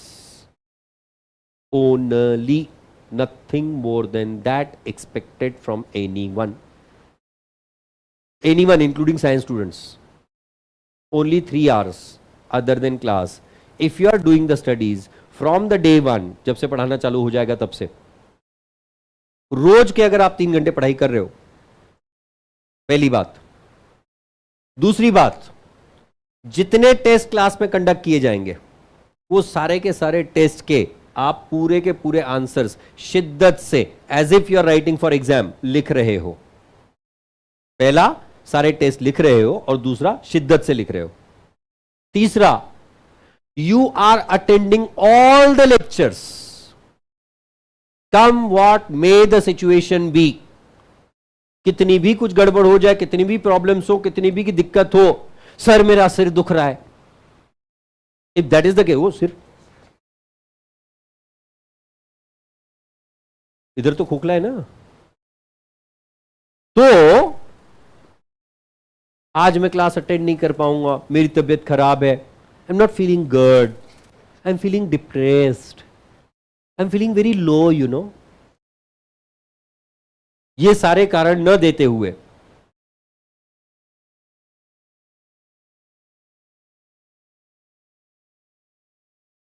कोई ऑनलाइन वाला बंदा है, sir my friend Karan Jadhav is there using mobile phone and chatting with me. दोस्त ऐसे होने चाहिए मेरे को, ये ऐसे वाले दोस्त बड़े पसंद है, टिपिकल कमीने वाले, दिस कैटेगरी. सच्चा दोस्त यही होता है, पता है. सच्चा दोस्त वो नहीं होता है जो तुमको कोई दिक्कत है तो तुमको सांत्वना करने में आया, नहीं. हाँ, तुमको फंसाने वाला बंदा चाहिए, वो सच्चा दोस्त. क्योंकि उसको पता है फंसा के निकालूंगा भी मैं, सिर्फ फंसाने वाला नहीं, फंसाने वाला और निकालने वाला, वो सच्चा दोस्त तुम्हारा. कौन है भाई? Karan Jadhav, chatting with me. Surrender कर दे भाई, कहीं ना कहीं तो मालूम पड़ ही जाएगा. हाँ, इधर नहीं, इधर कौन सा करण जादव है? नहीं, इधर सब करनी जादव है. नहीं हमारे प्लेसेस पे नॉर्मली नाम ऐसे ही होते हैं ना, मतलब सेम नहीं होते. अब पंजाब में चले जाओ आप, सब सेम होते हैं. हाँ, परमजीत, बंदा भी परमजीत, लड़की भी परमजीत, कोई डिवीजन ही नहीं है. हाँ, सामने वाला बंदा कंफ्यूज होता रहे. नहीं, ये इनके नाम होते हैं स्पेशली अंग्रेजों से फॉलो किए हुए. अंग्रेज लोग कैसे, रॉबिन बंदा भी हो सकता है, लड़की भी हो सकती है. और एक मैंने पिक्चर देखी थी, इसमें वो कैरेक्टर्स के नाम क्या, अप्रैल, जून, अगस्त. अरे बंदों के नाम, थैंक गॉड अप्रैल में 2 नहीं हुए. First half April, second half April, something like that. कौन है भाई करण जादव? इतना सच्चा दोस्त मिला है तुमको, तुम्हारे बारे में सोच रहा है.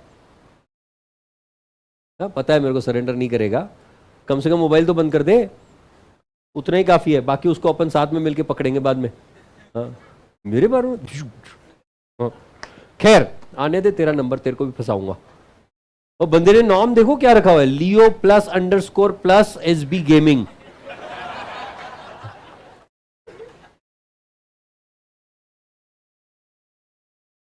बेटा इसी चक्कर पे आईसीआई लोगों को गेम बजाते रहती है. तेरे को भी बजवानी है गेम आईसीआई द्वारा. हाँ, थैंक यू. हाँ, लियो गेमिंग. हाँ, वेल, ये ऑनलाइन वालों के साथ में इंटरेक्ट करने में मेरे को बहुत मजा आता है. ये बेचारे सेक्लूडेड से बैठे होते हैं अपने घरों में, आते जाते घर वाले इनको टपली बजाते रहते हैं, पढ़, उधर ध्यान दे, और फिर साथ भी उतना ही देते हैं, मम्मी भूख लगी है. इधर बंदा लेक्चर, हाँ मास्टर बोल रहा है the types of accounts are real, nominal, person. रुको फूड खत्म कर लेने दो. खैर, तो 16 घंटे की पढ़ाई is a myth when it comes to foundation. अगर आपने शिद्दत से, नंबर 1, सारे क्लासेस अटेंड किए without giving even a single excuse. Number 2, आपने क्लास में पढ़ाई हुई सारी चीजों को घर में जाके रिवाइज किया हुआ है. नंबर 3, आपने सारे के सारे टेस्ट दिए हुए हैं. If you have done these 3 things literally, January 2025 will be your last exam of CA Foundation. I'm not saying first. I'm using my categoric word, that is last. and it is bound to be like that. So consider the fact and do the things as expected, right? तो अब मैं आ जाता हूं, sir मैं engineering वाला हूं, तो यहां क्या कर रहा है बेटा? सर फ्री का चैनल चल रहा था, अटेंड कर रहा हूं, शायद यहां पे भी कुछ एडिशनल मिल जाए। तू क्या 3 इडियट्स का फुनसुक वांगड़ू है कि सारी क्लास में जाके बैठो, ज्ञान ही है, कहीं ना कहीं से कुछ ना कुछ काम में आ ही जाएगा।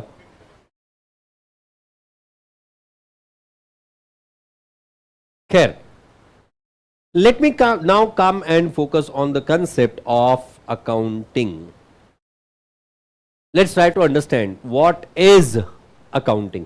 बहुत कर लिया टाइम पास हमने, बहुत सीख लिया, बहुत समझ लिया कि हमने आखिर पढ़ाई कैसे करनी है, क्या है बेटा टाइम। कहीं जाना है तेरे को अर्जेंट? फिर मेरे को वरदान मिला हुआ है, बंदे का ध्यान घड़ी पे, मेरा ध्यान बंदे पे। अगली बार से देखना मत घड़ी को।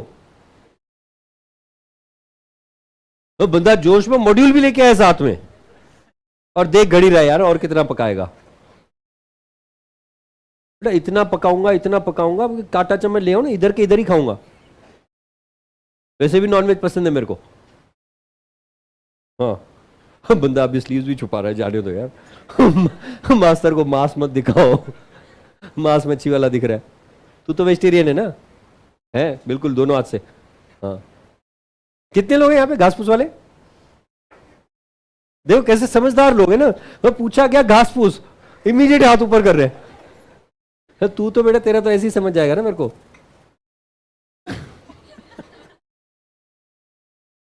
well, तो आ जाते हैं हम लोग कंसेप्ट ऑफ अकाउंटिंग पे। What is accounting? Let's try to understand that and how are we suppose to process it. ये सारी चीजें जो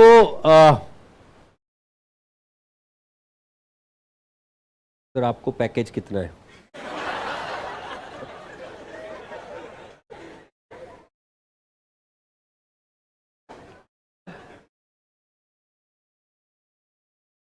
coincidentally I am the co founder of Ekatvam academy, right?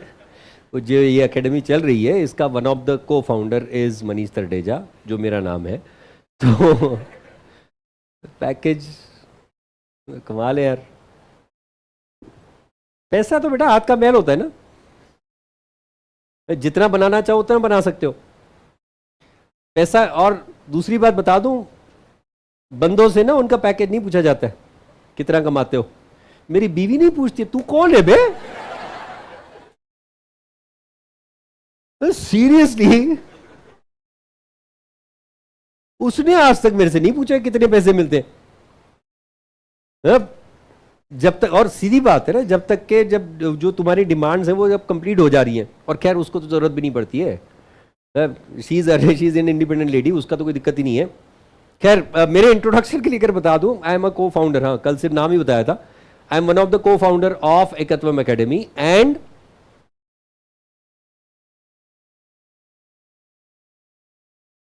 शादी भी हो गई है और 2 बच्चे हैं। हाँ, बड़ा बेटा मेरा सीए इंटरमीडिएट में है और छोटा बेटा मेरा 12th स्टैंडर्ड में, राइट? हाँ, तो है ना, पता नहीं बंदा और क्या क्या क्या लेवल का पंचायत लेके आएगा, इसलिए पहले क्लैरिफाई किया हुआ ज़्यादा बेटर ऑप्शन है। कितना पैकेज है? Nonsense. More information can help to choose making the future, इसलिए देख रहा हूं लेक्चर। सीधा सीधा बोलना, इंजीनियरिंग में दाल नहीं गल रही है। हाँ, पागल। सर तो रेवेन्यू ही बता दो। नहीं बताना है, क्या कर लेगा तू खुद कैलकुलेट कर ले, चल। हाँ, वाले मतलब लोगों को इतनी मतलब। और दूसरी बात बता दूं मैं आपको, मेरे को कितना पैसा मिलता है उतने में मेरी रोटी दाल और हफ्ते में 4 दिन चिकन बन जाता है। पर सामने वाले को, दूसरे व्यक्ति को कितना पैसा मिल रहा है ना, इसमें तुमको कोई फर्क नहीं पड़ने वाला है, क्योंकि तुम्हारी इनकम तो बेटा तुम्हारी कैपेसिटी से तय होगी। सीरियसली सो। जब मेरे को XYZ एन भंगार वाला आता है, भंगार वाला, वो मेरी वाइफ का एक शॉप है, वहां से वो पुष्टा लेके जाता है, वो बॉक्सेस आते हैं, बॉक्सेस लेके जाता है। ये बंदे का मंथली रेवेन्यू कितना है पता है? 3 लाख रुपए। तो कहां सीए करवा रहे हो, किधर मिलते हैं पुष्टे बताओ। 3 lakh rupees per month is is monthly revenue, साल का 36 लाख रुपए। और इसके अगेंस्ट खर्चा कितना? 10%। मतलब is making the profit in the year of 30 lakh rupees, 2.5 lakh रुपया महीना। हमारे यहां चाय सर्व करने आता है बंदा, सिर्फ चाय। उस दिन उसे पूछ लिया था मैंने, बाबा कितना चाय तुम सर्व करते हो रोज? वो बंदा बोला रोज का 100 लीटर का दूध लेता हूं। 100 लीटर दूध मतलब 200 लीटर चाय की बात कर रहे हैं हम लोग। 1 लीटर चाय में लगभग 8 कप बनते हैं। 200 लीटर में बंदे ने दिन में 1600 कप चाय बेचनी है। 1600 कप चाय, 1 कप का कॉस्ट इज 10 रुपए, मतलब 16,000 रुपए रोज का revenue. Average profit of T वाला बिजनेस इज 8,000 रुपीज, मैंने कहा 2.5 लाख रुपए। क्या बात कर रहा है तू? पैसा कमाने के लिए ना बेटा पोजीशन और सिचुएशन नहीं चाहिए होती है। पैसा कोई भी कहीं भी कैसे भी बना सकता है। सिर्फ ऐसा है if you are doing a particular course for your career, in that case you are not only going to make the money but also you are going to have your own repute in the market, and that's what you have to create, right?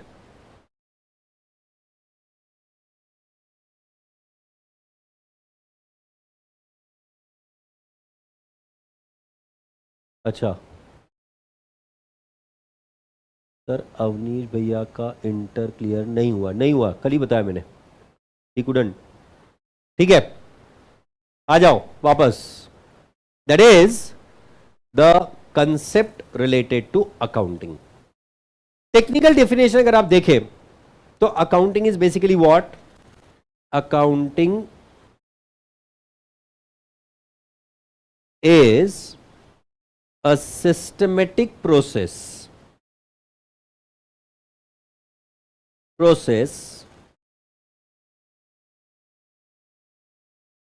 of recording, classifying,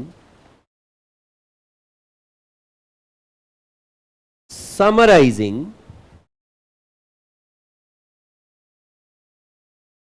and analyzing financial transactions।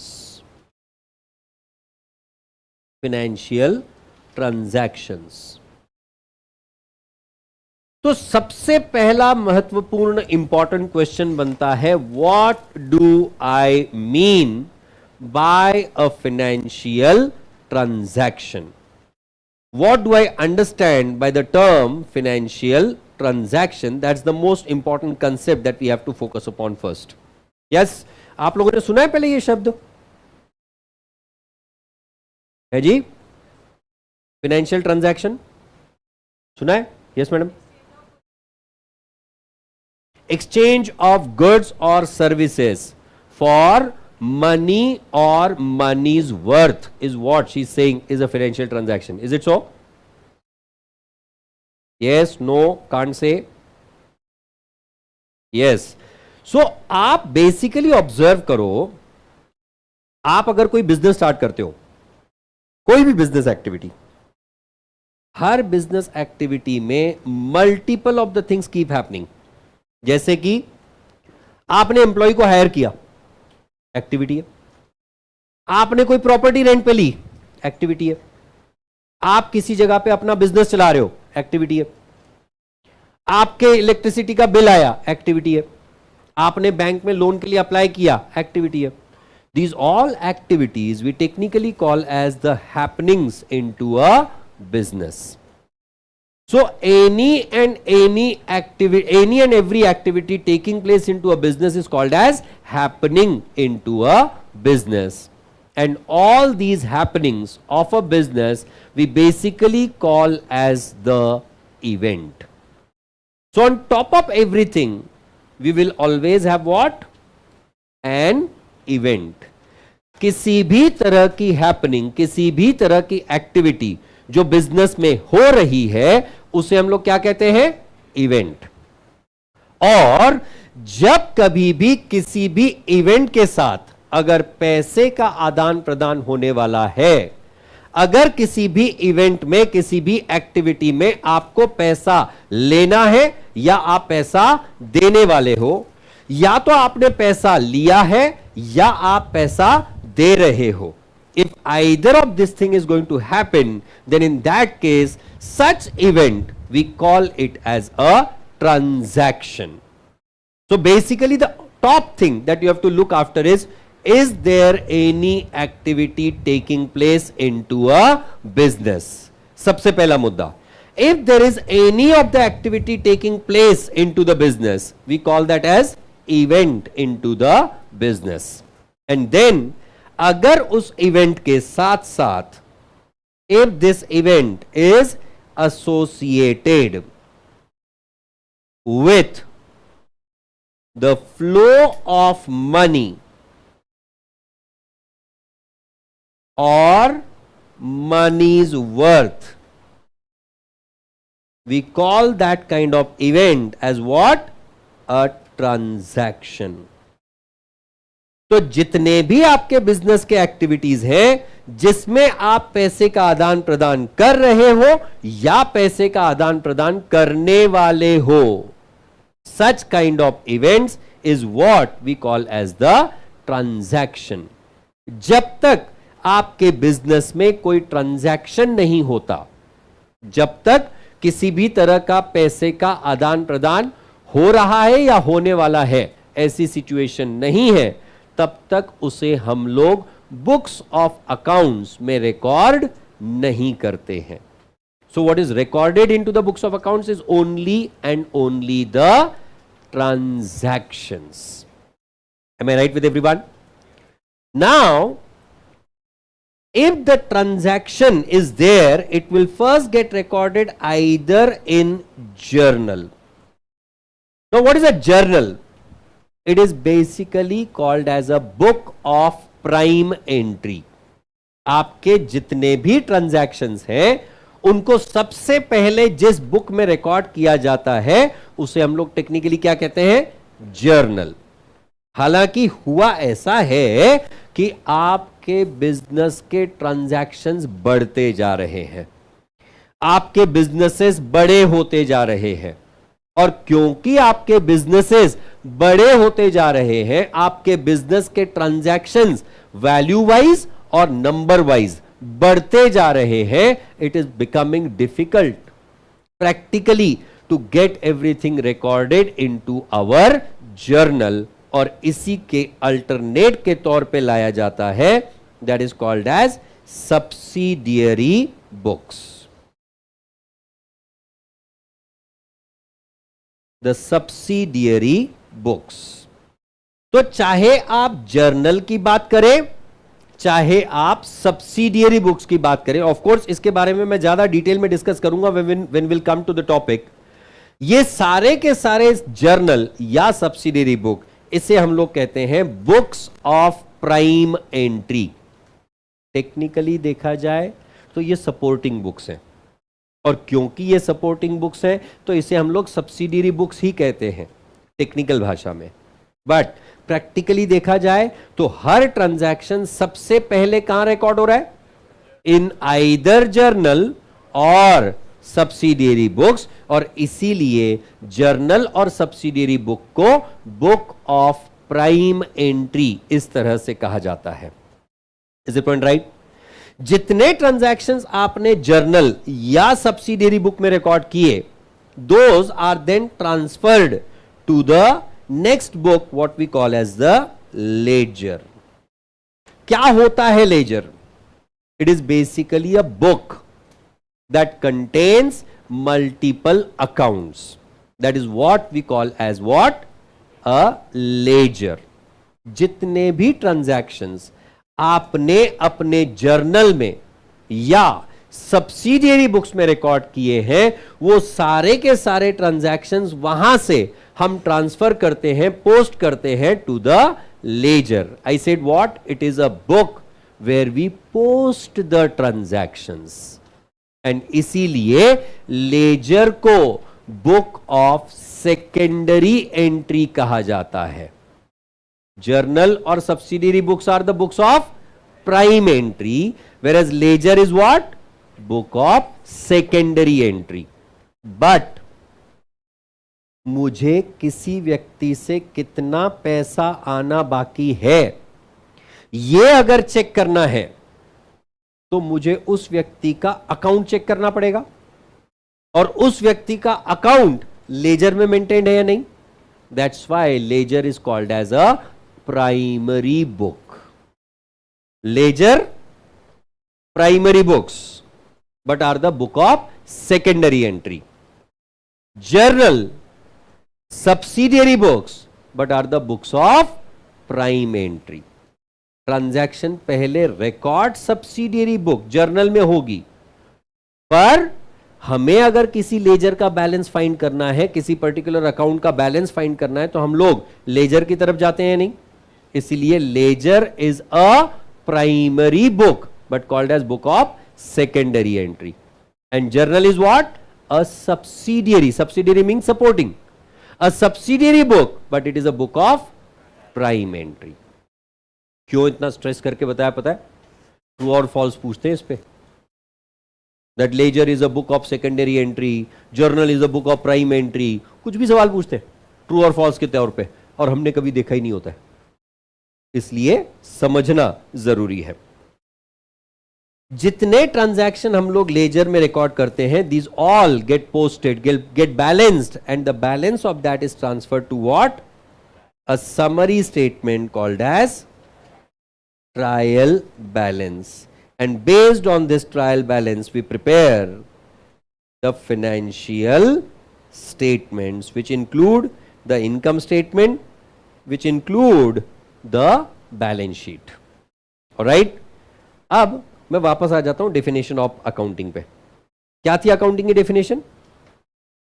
Systematic process of recording, classifying, summarising and analysing the financial transactions और not. That's what we are going to do here. Recording is done in journal और subsidiary books. Classifying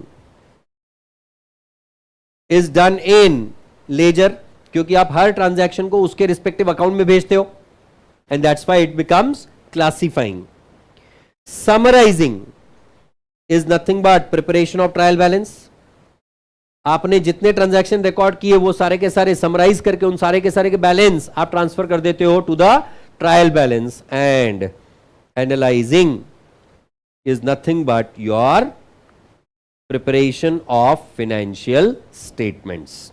जो आपने आपके P&L account, balance sheet, आप ultimately पता लगाने की कोशिश कर रहे हो कि आपके बिजनेस में प्रॉफिट हो रहा है या लॉस हो रहा है, आपके बिजनेस में असेट्स क्रिएट हो रही है या लाइबिलिटीज क्रिएट हो रही हैं।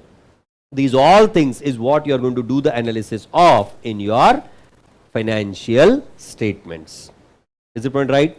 आपके पूरे अकाउंटिंग के डिस्कशन में up till the financial statement is nothing but module 1।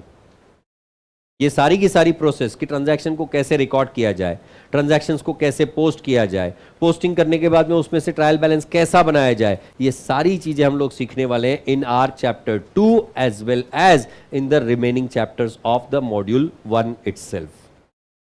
Right, अब कुछ इंपॉर्टेंट टर्म्स जो हम लोग फ्रीक्वेंटली यूज करने वाले हैं।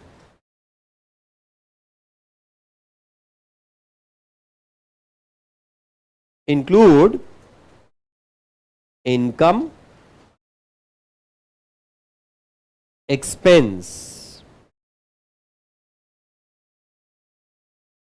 assets,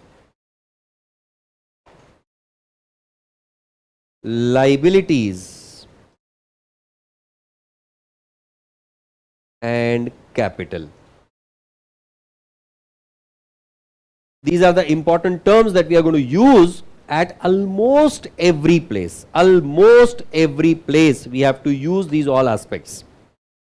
कहीं पे भी किसी भी तरह के चैप्टर की बात करेंगे तो उसमें कहीं ना कहीं income, expense, asset, liability, capital का रेफरेंस आता ही रहेगा। मराठी का हिंदी ट्रांसलेशन कर दीजिएगा। मैंने आज मराठी क्या बात की भाई? नहीं नहीं, मैं मराठी में बात नहीं करता हूं क्लास में। And if at all I do that, will do it. हाँ, ट्रांसलेशन भी करके बताएगा तेरे को। हाँ, ओके।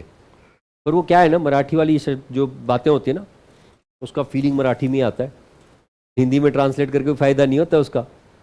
हाँ, मतलब वो अब मराठी में अगर किसी ने बोल दिया गया देव का एक काना खाली, तो वो फीलिंग मराठी में आती है ना। तो हिंदी में क्या बोलते हैं उसको? देव का एक काना खाली, कंटाप लगाएंगे एक तुम्हारा। हाँ, वो वाला हुआ। सो ऐसे कुछ तो बोलते ना। हाँ, अभी थोड़ी देर पहले जो बोला था वो जीबी सर वाली बात। ओ, आप समझा मेरे को, तेरे को क्या नहीं समझा? हाँ, ठीक है, करेगा कोशिश में। हाँ, समझा मेरे को, तेरे को क्या सुनना था। हाँ, इतने लोग हंसे, हम हंस ही नहीं पाए। सर अकाउंट में प्रैक्टिकल कितने मार्क का है?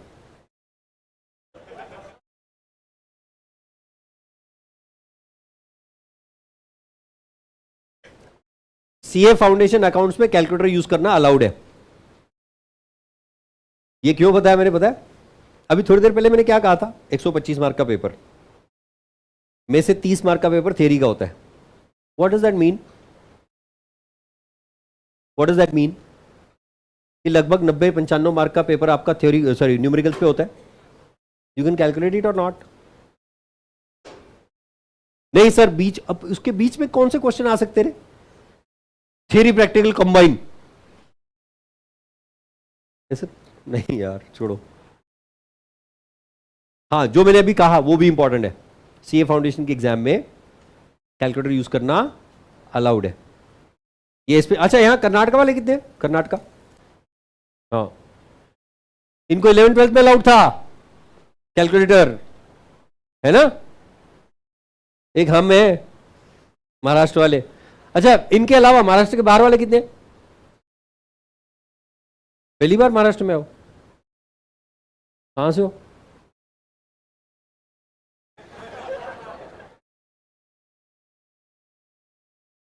बाप रे, इतना दूर से यहां तक। Very good. तू भाई? सेम। हाँ, इधर पीछे कहां? गोवा? नेपाल? गोवा कौन था? इनका बढ़िया होता है, गोवा वालों को पता है।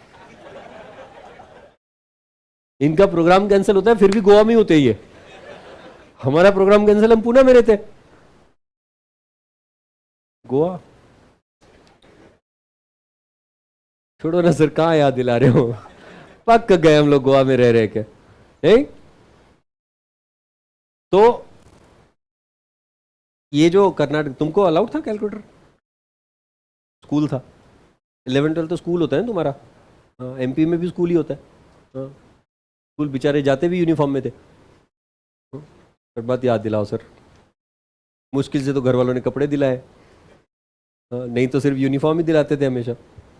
हाँ, ये फट के ठीक है, दूसरी वाली ले ले, यूनिफॉर्म ही वापस। वेल, महाराष्ट्र वालों, जिस तरह से तुमको महाराष्ट्र बोर्ड ने आज तक सताया है, अब वो नहीं सता पाएंगे, तो वैसे भी बोर्ड छूट गया ना। हाँ, कैलकुलेटर अलाउड है, पर सादा वाला कैलकुलेटर, रेगुलर। वो specially what you can by if you have not yet bot is citizen का 512 वाला कैलकुलेटर। सिटीजन 512 ऐसा मॉडल नंबर है, या फिर कैसियो का 120D 120 डा वाला calculator. That is what you can buy and use it. कोशिश करके इस तरह का कैलकुलेटर लीजिएगा जिसमें जीएसटी वाला फंक्शन ना हो, कोशिश करके। फिर भी अगर नहीं मिलता है विदाउट जीएसटी वाला फंक्शन वाला कैलकुलेटर तो भी ले लीजिए, कोई दिक्कत वाली बात नहीं है। आईसी है, हाँ वो चलेगा, बिल्कुल कोई दिक्कत वाली बात नहीं है। But why I am suggesting that वो सिटीजन वाला कैलकुलेटर एंड वो कैसियो वाला कैलकुलेटर, वो यूज करने को थोड़ा हैंडी होता है, राइट, कंफर्टेबल होता है। तो you can do the calculations faster, and that's why I would suggest you to buy those kind of calculators, right? Or what we are supposed to write, ये मैंने मेरे लिए लिखा था.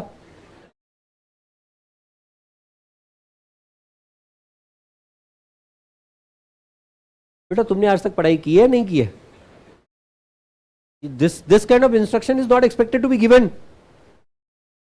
मतलब you were expecting कि ये मैंने लिखा, अब तुम लिखो, मैं रुकता हूं. Make the notes along with the class, right? हाँ, मोटिवेट करो सर. नहीं, उसके लिए विजय सर आ रहे हैं बाद में. हाँ, दैट इज हिज डिपार्टमेंट. खैर, तो इंपॉर्टेंट टर्म्स जो हम लोग डिस्कस करने वाले हैं, that is the income, expense, asset, liability and capital. मैं ऐसा करता हूं, अब रुक जाता हूं. And these terms we are going to discuss in tomorrow's lecture. All the sub parts of that is what we have to discuss. So accordingly we'll be considering that in tomorrow's lecture. That's it for the day. Thank you very much. And